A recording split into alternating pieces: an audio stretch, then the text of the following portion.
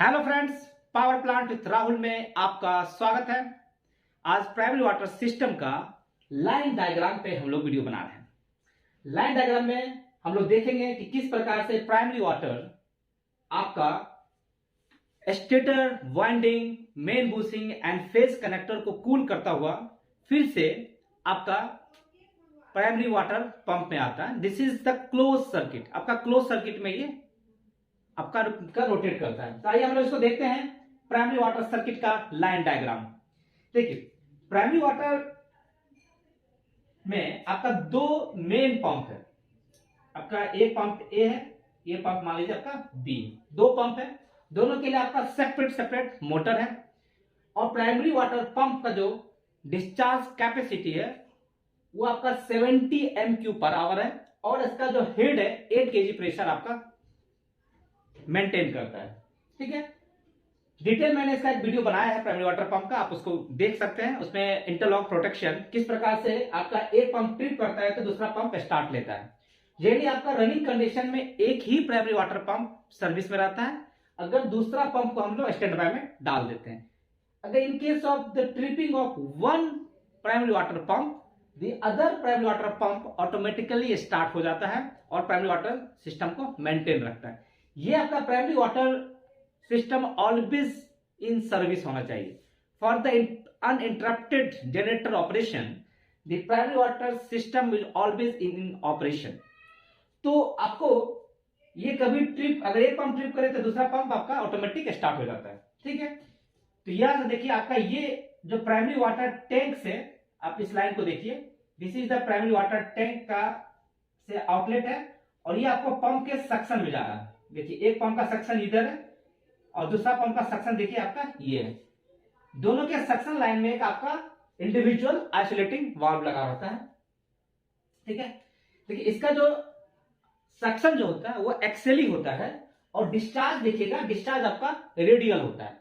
ठीक है, ये आपका एक सेंट्रीफ्यूगल टाइप ऑफ पंप होता है। सिंगल स्पाइरल केसिंग होता है और सिंगल स्टेज का होता है। ठीक है, तो यहां से आपका ये देखिए डिस्चार्ज में आपका एनआरबी लगा हुआ है और एक आइसोलेटिंग वाल्व भी है। दोनों के डिस्चार्ज देखिए इसका डिस्चार्ज ये, इसका डिस्चार्ज ये है। इसमें आपका एनआरबी और एक आइसोलेटिंग वाल्व है। दोनों का कॉमन हेड, कॉमन पॉइंट बन गया और कॉमन डिस्चार्ज लाइन बन जाता है। ठीक है, ये जो डिस्चार्ज, जो पंप का जो डिस्चार्ज निकलता है वो आपका कहां पे जाता है? कूलर में। कूलर क्या होता है? आपका प्लेट टाइप हीट एक्सचेंजर होता है। ये आपका दोनों कूलर में, एक कूलर सर्विस में रहता है, एक कूलर आपका, अगर इस कूलर में अगर कूलिंग इफेक्ट कम हो जाता है तो दूसरा कूलर हम लोग सर्विस में ले लेते हैं। इसको कूलिंग करने के लिए आपका ECW का लाइन आता है। एक आपका टरबाइन साइड का ECW लाइन आता है। यहां पे आपका टेम्परेचर कंट्रोल वाल्व है। ठीक है, टेम्परेचर कंट्रोल वाल्व क्या होता है? इसमें हम लोग PID में सेट कर देते हैं 45 डिग्री, मान लीजिए 45 या 46 डिग्री सेट करते हैं। तो उसके हिसाब से ये क्या करता है? कंट्रोल करता है कि कितना आपको ECW का फ्लो चाहिए, ताकि कूलर के बाद से जो प्राइमरी वाटर निकले उसका टेम्परेचर 45 डिग्री सी रहे। ठीक है, तो 45 डिग्री सी जो टेम्परेचर कंट्रोल वाल्व में हम लोग सेट करते हैं, इसका मतलब ये होता है कि मतलब it control the flow of TgECW, ताकि जो आपका ये देखिए यहां से दोनों कूलर में जो जा रहा है और इसका जो आउटलेट देखिए, ये आउटलेट है, ये आउटलेट, इस आउटलेट का जो प्राइमरी वाटर का जो टेम्परेचर है वो 45 डिग्री होना चाहिए। ठीक है, तो जितना भी कूलर है, आपका दो कूलर है, सबका देखिए इंडिविजुअल आइसोलेटिंग वाल्व है। और यहां से देखिए आउटलेट में भी आपका इंडिविजुअल आइसोलेटिंग वाल्व है। यहां से आता है, फिर एक कॉमन लाइन बनाते हुए आपका चला जाता है। ठीक है, और यहां देखिए TgECW का लाइन आता है। यहां पे आपका इनलेट है और ये आपका आउटलेट कॉमन एंटर बनाते हुए आपका निकल जाता है। सबका आपका इंडिविजुअल आइसोलेटिंग वाल्व दिया रहता है। आप एक कूलर को भी आइसोलेट कर सकते हैं। अगर आपको आइसोलेट करना है तो इंडिविजुअल TgECW लाइन को आप आइसोलेट कर सकते हैं और प्राइमरी वाटर के लाइन को भी आप आइसोलेट कर सकते हैं इंडिविजुअली। ठीक है, इसके लिए आपको अलग अलग कूलर में आइसोलेटिंग वाल्व दिया हुआ रहता है। यहां के बाद देखिए क्या होता है कि प्राइमरी वाटर, ये आपका प्राइमरी वाटर है। प्राइमरी वाटर जो होता है आफ्टर कूलर, ये आता है आपका मैग्नेटिक फिल्टर में।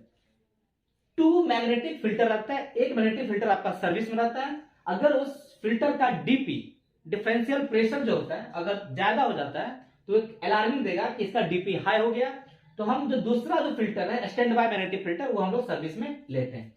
तो हम लोग इसको जानते हैं कि इसका ये वर्किंग कैसे करता है। मैग्नेटिक फिल्टर आपका कैसे वर्क करता है, देखिए इसको।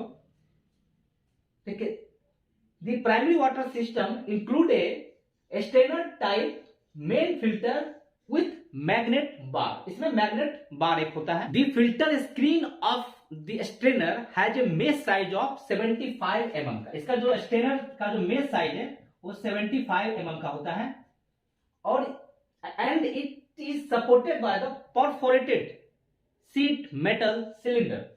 मतलब सीट मेटल सिलेंडर के थ्रू ये सपोर्टेड रहता है। मैग्नेटिक फिल्टर में क्या है, आपका मैग्नेट बार है, और magnet bar consist of a magnet carrier and a large number of permanent magnets.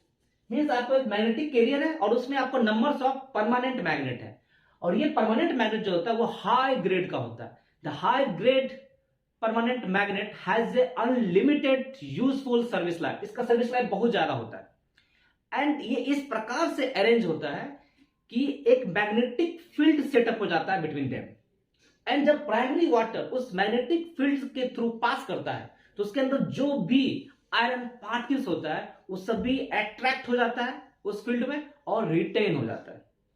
ये जो मैग्नेटिक बार होता है is protected by A stainless steel sleeve होता है। जब आयरन पार्टिकल का कंटामिनेशन हो जाता है तो आपका due to the excessive differential pressure आपको एक अलार्म आता है कि आपको इस फिल्टर को चेंज कर देना है। तो फिर हम लोग क्या करते हैं, स्टैंड बाय फिल्टर को सर्विस में लेते हैं और इस फिल्टर को हम लोग फिर से क्लीन करते हैं। तो इस प्रकार से मैग्नेटिक फिल्टर आपका वर्क करता है।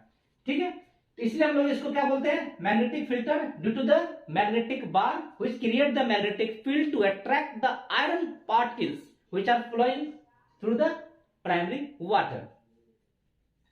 यहां से जब मैग्नेटिक फिल्टर से होके निकलता है तो देखिए यहां पे आपका इंटरेस्टिंग चीज है। यहां से देखिए एक लाइन, आपको ये लाइन देखिए, ये लाइन आपका एक आइसोलेटिंग वाल्व यहां पे भी है। अभी इस लाइन को हम लोग छोड़ते हैं, इस लाइन को देखते हैं। इस लाइन को आता है, ये लाइन क्या होता है, आगे जाता हुआ यहां पे एक आइसोलेटिंग वाल्व है। यहां से आपका phase connector and main bushing में जा रहा है। मैंने आपको बताया था कि टोटल 6 बुशिंग है, मेन बुशिंग है एंड फेज कनेक्टर है, और उसमें इस प्रकार से वो अरेंज रहता है सर्किल में कि अगर एक मेन बुशिंग में जाता है तो दूसरे से निकलता है। तो इस प्रकार से आपका 3 पैरेलल पाथ होता है, 3 पैरेलल पाथ होता है फ्लो का। तो आपका 3 बुशिंग में इन करता है और रेस्ट 3 बुशिंग से आपका आउट हो रहा है। तो ये आपका क्या है, आउट है, और ये आपका इन कर रहा है। और उसके बाद एक जो चला जाता है, यहां पे भी एक आइसोलेटिंग वाल्व है, ये आपका चला जाता है जनरेटर के अंदर। जनरेटर के अंदर देखिए जा रहा है, जनरेटर के अंदर जा रहा है। यहां पे आपका एक फाइन वायर मेश होता है, फिल्टर होता है, फाइन फिल्टर होता है। इस फिल्टर के थ्रू ये आपका isolating valve normally open condition में रहता है और ये आपका क्लोज रहता है। तो और ये हम लोग ओपन करते हैं, तो जो भी प्राइमरी वाटर आता है ये इसके थ्रू यहां से पास करता हुआ यहां पे आता है। ये तो आपका क्लोज है, तो यहां से हम लोग ये आगे बढ़ता है, इसको हम ओपन करते हैं। ये आपका मेश के थ्रू, फिल्टर के थ्रू आपका एक्साइटर एंड में आपका एक वाटर मैनिफोल्ड में जाता है, और वाटर मैनिफोल्ड से थ्रू द टेफ्लॉन होज के थ्रू, आपका वो इंसुलेटेड टेफ्लॉन होज के थ्रू आपका स्टेटर बार में जाता है। और स्टेटर बार क्या है, आपका हॉलो स्ट्रैंड पाइप टाइप रहता है आपका, और वहां से आपका सीधा सिंगल फ्लो पाथ से आपका टरबाइन इंड में चला जाता है। Turbine end of the generator में जाता है। वहां पे आपका क्या है, वाटर मैनिफोल्ड है। वहां से क्या होता है कि थ्रू द टेफ्लॉन, मतलब स्टेटर बार से थ्रू द टेफ्लॉन होज आपका फिर से वाटर मैनिफोल्ड में आता है, वहां से फिर आपका टैंक में चला जाता है। तो यहां से देखिए, यहां से वाटर यहां पे आया, यहां से निकलता है। ये आपका ओपन कंडीशन में होना चाहिए, ये यहां से यहां आता है और इसके थ्रू आपका प्राइमरी वाटर टैंक में चला जा रहा है। ठीक है, समझिए। तो आपका तीनों को कूलिंग कर दिया, आपका ये face connector and the main bushing, और यहां पे आपका स्टेटर वाइंडिंग को कूल करके आपका प्राइमरी वाटर टैंक में चला जाता है। प्राइमरी वाटर टैंक से जो आपका रिटर्न लाइन होता है, आपका ये तो प्राइमरी वाटर टैंक क्या यू शेप का है, तो यू शेप से होते हुए फ्लो होते हुए आपका ये देखिए प्राइमरी वाटर टैंक का लाइन है, और इसका भी आउटलेट आपको यहाँ पे मिल जाता है, मतलब मेन बुशिंग और फेज कनेक्टर का भी आउटलेट आपको मिलता है, और स्टेटर वाइंडिंग का जो प्राइमरी वाटर जो इंटर करता है वो आपका प्राइमरी वाटर टैंक में जाता है। इसका वाटर प्राइमरी वाटर टैंक में तो नहीं जा रहा है, सिर्फ स्टेटर वाइंडिंग का में जो प्राइमरी वाटर जाता है वही आपका टैंक में आता है, और यहां से देखिए आपका फ्लो होता हुआ सीधे पंप के सेक्शन में चला जाता है। तो ये आपका common flow diagram of the primary water circuit है। तो फ्रेंड्स अब हम लोग इस लाइन को देखते हैं, ठीक। यहां से देखिए क्या है, इस लाइन को हम लोग कहते हैं रीसर्कुलेशन लाइन, इसको हम लोग कहते हैं रीसर्कुलेशन लाइन। देखिए इस लाइन का भी बड़ा इंपॉर्टेंट फंक्शन है।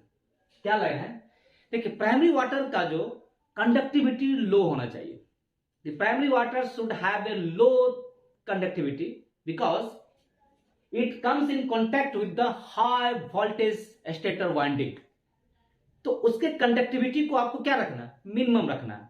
तो मिनिमम रखने के लिए क्या होता है कि some volume of the primary water is continuously passed to the ion exchanger and the fine filter।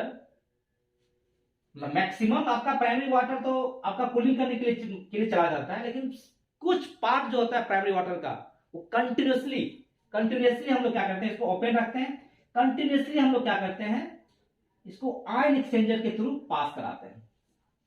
क्यों पास कराते हैं, to maintain the low conductivity of the primary water.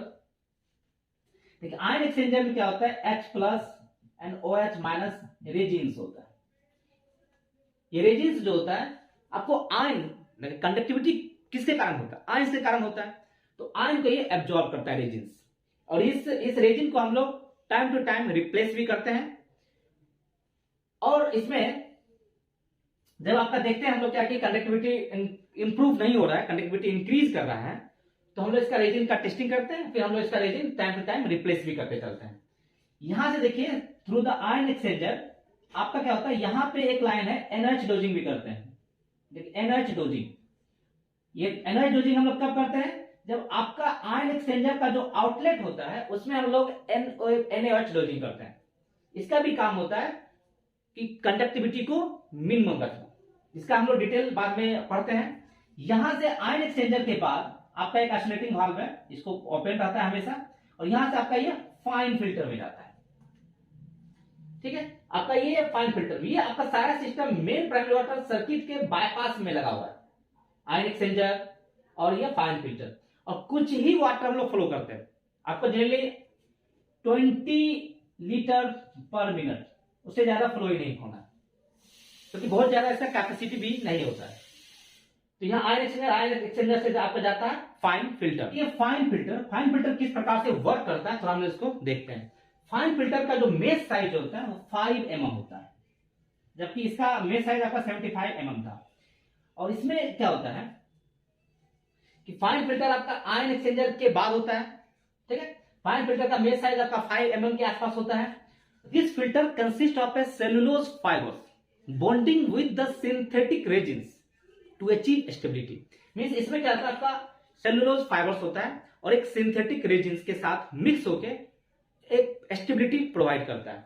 और ये इस आपका फाइबर इसके अंदर इस प्रकार से डिस्ट्रीब्यूटेड रहता है कि इसके आउटर सरफेस पे जो पोरोसिटी ज्यादा होता है, और जैसे जैसे हम इसके इंटीरियर पार्ट पे पहुंचते हैं पोरोसिटी डिक्रीज करता जाता है। तो जो भी इसमें कोर्सन पार्टिकल्स है, मीन्स आपका जिसका ग्रेन साइज ज्यादा रहता है उसके आउटर सरफेस पे अरेस्ट हो जाता है, लेकिन जो फाइन पार्टिकल्स होता है वो इसके इंटीरियर सरफेस पे अरेस्ट होता है। इस प्रकार से ये डिस्ट्रीब्यूटेड रहता है। और ये भी क्या होता है, जब इसका मान लीजिए ये भी फिल्टर का हम लोग रीजन्स बार बार चेंज करते हैं, ठीक है। और जब भी इसका चेंज करेंगे, इसका कोई स्टैंड बाय नहीं है, जब भी हम लोग इसका चेंज करेंगे तो पूरा ये सर्किट ही आइसोलेटेड होता है। और जिस समय हम लोग आयन एक्सचेंजर का रेजिन्स चेंज करते हैं या फाइन फिल्टर चेंज करते हैं, उस समय आपका क्या होता है कि conductivity of primary water increase करना शुरू होता है, क्योंकि आपका ये लाइन तो आइसोलेट हो जाता है पूरा, हम लोग इसको बंद कर देते हैं, पूरा आइसोलेट हो जाता है। तो कंडक्टिविटी क्यों इंक्रीज करता है, क्योंकि आपका प्राइमरी वाटर कहां जाता है, जनरेटर में क्या हाई वोल्टेज कारण से क्या होता है कंडक्टिविटी इंक्रीज हो जाता है। तो उसको मेंटेन करने के लिए हम लोग क्या करते हैं, एनएच डोजिंग करते हैं या some volume of the water is pass through the ion exchanger and the fine filter. और यहां से देखिए ये लाइन आपका फील्ड एनआरबी होते हुए आपका ये फ्लो मीटर है। फ्लो मीटर में आपको दिखा देता है एनआरबी, उसके बाद flow meter sorry flow meter के बाद देखिए आइसोलेटिंग वाल्व ओपन रखते हैं और ये आपका सक्शन में ही मिल जाता है। आपका जो पंप का जो सक्शन लाइन है उसी में आपका ये ऐड हो जाता है। ठीक है, ये आप समझ गए आयन एक्सचेंजर फाइन फिल्टर क्यों करते हैं, for the maintaining the low conductivity of the primary water system. ठीक है, अब क्या होता है कि जब कभी कभी प्राइमरी वाटर टैंक का लेवल कम हो जाता है तो आपको लेवल को मेंटेन करने के लिए हम लोग क्या करते हैं, मेकअप लाइन का भी अरेंजमेंट रहता है। और ये मेकअप लाइन क्या होता है, डीएम मेकअप पंप चला के हम लोग इसको करते हैं, या कंडेंसर ट्रांसफर पंप से भी हम लोग इसको करते हैं। ठीक है, तो जब भी मेकअप करेंगे, मेकअप में कभी कभी यूनिट ट्रिप भी करता है, तो आपको ध्यान रखना है कि मेकअप जब करते हैं तो आपको अटेंटिव रहना है, कंट्रोल रूम को भी इन्फॉर्म करना है कि मेकअप कर रहे हैं। और लोकल में भी कुछ भी करते हैं तो आपको कोऑर्डिनेशन करके ही काम करना है। तो पहले आपको इसमें क्या करना है, मेकअप करने के लिए आपको सबसे पहले पंप को ही चला देना है।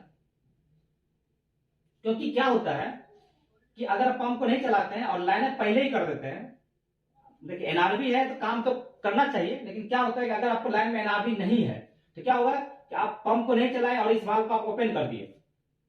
ये वाल्व आपका 8.5 मीटर पे आपका रहता है आइसोलेटिंग वाल्व। आप पंप को चलाने से पहले अगर आप इसको लाइन अप करते हैं तो क्या होता है, ये प्राइमरी वाटर का लाइन जो होता है इसको आप ओपन करते हैं तो ये यहां से उल्टा फ्लो हो जाता है और उल्टा प्राइमरी वाटर टैंक का लेवल को ही डिक्रीज करता है, तो आपका तो ट्रिप हो जाएगा।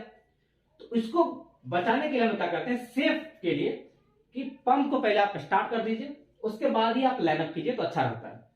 ऐसे आपका एनआरबी तो है ही सेफ्टी के लिए। तो क्या होता है कि पंप को चला दिया, उसके बाद आपको ये आपका 3.5 मीटर पे रहता है आइसोलेटिंग वाल्व, ये आपका रहता है 3.5 पे और ये रहता है आपका 8.5 मीटर पे आइसोलेटिंग वाल्व। ठीक है, क्या होता है यहां से हम लोग क्या करते हैं, और ये आपका सेफ्टी वाल्व है। अगर आपको इस लाइन का प्रेशर ज्यादा हो जाता है तो आपका सेफ्टी वाल्व पॉपअप कर जाएगा। तो ये लाइन देखिए यहां से आता है, यहां से आप हम इसको इस वाल्व को खोल के डायरेक्ट आप सक्शन लाइन में, पंप के सक्शन लाइन में मेकअप कर सकते हैं। लेकिन हम लोग डायरेक्ट मेकअप नहीं करते हैं। मेकअप कर सकते हैं कि आपको इस प्राइमरी वाटर, आप जो डीएम वाटर मेकअप कर रहे हैं, अगर उसका कंडक्टिविटी 1 से अगर कम है और डिजॉल्व गैसेस अगर 10 ppb से अगर कम है तो आप डायरेक्ट भी ले सकते हैं। अगर मान लीजिए कि कंडक्टिविटी नहीं है तो आपको through ion exchanger fine filter के थ्रू लेने से अच्छा रहता है। तो आप क्या करते हैं, अगर डायरेक्ट ले रहे हैं तो ये वाला वाल्व खोल दीजिए, अगर डायरेक्ट नहीं लेना है तो इसको आप क्लोज ही रखिए और ये वाला वाल्व आप ओपन कर दीजिए। और ये वाल्व ओपन करने से क्या होता है कि आपको डायरेक्ट यहां पे कनेक्ट हो जा रहा है। ये आपका जो पंप का जो रिसर्कुलेशन लाइन था, जो आपका आयन एक्सचेंजर और फाइन फिल्टर के थ्रू जा रहा था, यहीं पे आपका कनेक्ट हो जाएगा।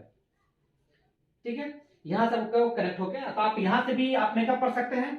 और आप डायरेक्ट अगर डीएम वाटर का कंडक्टिविटी अगर अच्छा है, देखिए मेकअप करने से पहले उसका कंडक्टिविटी, उसका पीएच वैल्यू आपको मेजर करके ही मेकअप करना है, क्योंकि बहुत ही क्रिटिकल सिस्टम है ये। ठीक है, तो इसको ध्यान रखना है, मेकअप करने से पहले आप पहले उसका सैंपल को टेस्ट करवाइए, उसमें उसका पीएच कितना है, डिजॉल्व गैस कितना है, कॉपर कितना है ना, उसके बाद ही आप मेकअप करना है। तो मेकअप करने के लिए आपका 2 प्रोविजन है, आप डायरेक्ट सक्शन लाइन में भी आप मेकअप कर सकते हैं और थ्रू आप आयन एक्सचेंजर फाइन फिल्टर होते हुए आप मेकअप कर सकते हैं। उसके लिए आपको क्या होगा, यहां से आपको मेकअप हो जाएगा, यहां से ये जाएगा, इधर से आयन एक्सचेंजर फाइन फिल्टर होता हुआ, फ्लो मीटर होता हुआ आपको यहां पे मिक्स हो जाता है। ठीक है, ये आपका लाइन डायग्राम था। तो फ्रेंड्स, आशा है कि आप लोग इस लाइन डायग्राम को समझ गए होंगे। कुछ भी अगर डाउट हो तो कमेंट कर सकते हैं। और इसके बाद मैं इसका एनओएच डोजिंग सिस्टम जो छूट गया, मैं इसका भी एक वीडियो बनाऊंगा कि हम लोग एनओएच डोजिंग क्यों करते हैं। और एक और इंपॉर्टेंट वीडियो कि प्राइमरी वाटर का फर्स्ट टाइम आप जो चार्ज करते हैं तो इसका क्या प्रोसीजर है, कैसे हम लोग चार्ज करते हैं। तो अगर वीडियो पसंद आए तो लाइक एंड शेयर कर सकते हैं, सब्सक्राइब कर सकते हैं, वो आपके ऊपर है। और थैंक यू।